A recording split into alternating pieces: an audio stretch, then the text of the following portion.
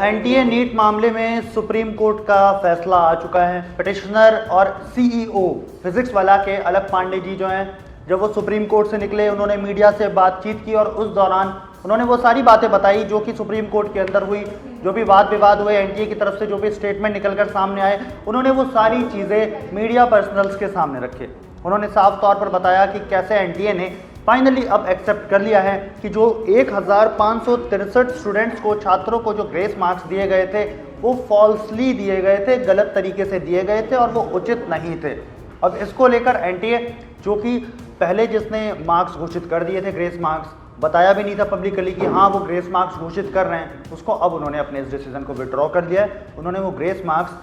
Finally deduct करने का announcement कर दिया है कि अब जिन जिन बच्चों को ये ग्रेस मार्क्स मिले थे उनके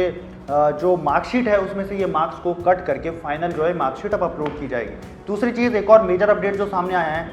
23 तारीख को यानी कि 23 जून को इन 1563 स्टूडेंट्स का या तो री एग्ज़ाम होगा या तो इन सबको जो इनकी ग्रेस मार्क्स के साथ जो टैली आई है, जो मार्कशीट आई है, उसमें से उन ग्रेस मार्क्स को कम करके उनको सेटिस्फाई होना पड़ेगा। यानी कि कुल मिलाकर दो ऑप्शन है आपके पास, या तो आपकी ग्रेस मार्क्स अगर मिले हैं, आप ग्रेस मार्क्स आपके कम कर दिए जाएंगे, आप उस मार्कशीट से खुश रहिए, या फिर आप री एग्ज़ाम में पार्टिसिपेट कीजिए और दोबारा एग्ज़ाम दीजिए। और कुल मिलाकर इन सब मामलों पर अब कहीं ना कहीं स्पष्टीकरण होती हुई साफ तौर पर हमें दिखाई पड़ रही है। लेकिन एक और मेजर जो अपडेट है, वो मेजर अपडेट यह है कि अभी भी लड़ाई जारी है एनटीए के खिलाफ,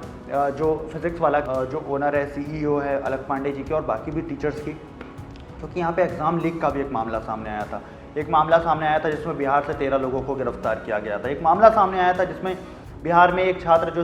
स्टूडेंट था वो एग्ज़ाम दे रहा था, उससे जब पुलिस ने एग्ज़ाम से हॉल से बाहर निकलने के बाद जब पूछताछ हुई तो उसने साफ तौर पर बताया कि हाँ मुझे 2 दिन पहले एग्ज़ाम पेपर मिल गया था। तो ये सब चीज़ें अभी तक सुप्रीम कोर्ट में डिस्कस नहीं हुआ है, शुरुआत हो चुकी है और आने वाले दिन में स्पष्ट रूप से हमको बात पता चलेगी कि आखिर ये नीट जो स्कैम हुआ है, जो नीट पेपर लीक हुआ है, इसके ऊपर सुप्रीम कोर्ट का क्या स्टैंड है और सुप्रीम कोर्ट इस पर क्या अपनी निर्णय देता है। कुल मिलाकर 100 बातों की एक बात तो यही है कि इसमें एनटीए हमको पूरी तरीके से फंसती हुई नजर आ रही है। एनटीए के पास अपने जवाब पुख्ता तरीके से तैयार नहीं है। पहले एनटीए जो क्लियरली ये कह रही थी कि इसमें कोई भी धांधली नहीं हुई है, वो अपने स्टैंड पर कायम नहीं रह पा रही है। वैसे अपडेट्स जैसे जैसे आएंगे हम आप तक सबसे पहले पहुँचाएंगे। मैं रवि मिश्रा, कैमरा पर्सन निखिल के साथ वी युवा।